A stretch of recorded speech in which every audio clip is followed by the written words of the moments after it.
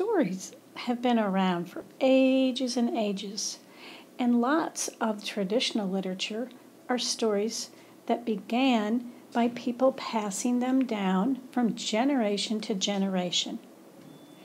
There are lots of different kinds of traditional literature.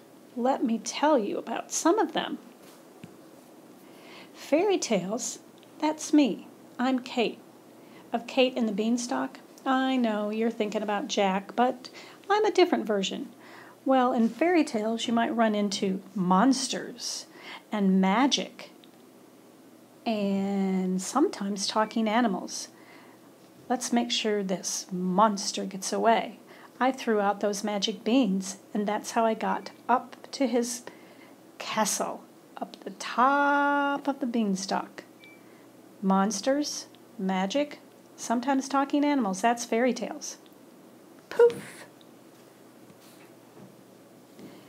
In tall tales, oops, wrong guy.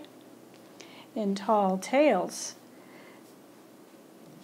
there are characters who came from the American frontier. They were the main characters. They usually had exaggerated strength. That's Paul Bunyan. And sometimes the stories were based on humor, and also the characters usually faced a problem. They were regular guys, but larger than life. Boop. See ya, Paul. All right. This time, I need The Lion and the Mouse. You know, right now, I'm talking about fables. Fables involve animals with human traits, and they always include a moral or a lesson.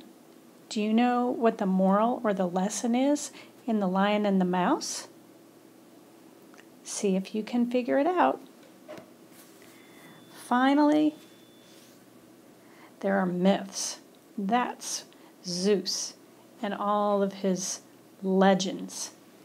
So in myths, there's stories that answer questions that people really can't explain, like, why does Earth look like that from space? Or, why does the moon travel around the Earth? There are all kinds of traditional literature. Fables, myths, folk tales, fairy tales, tall tales. But the great thing is, there's stories that have been passed down from generation to generation.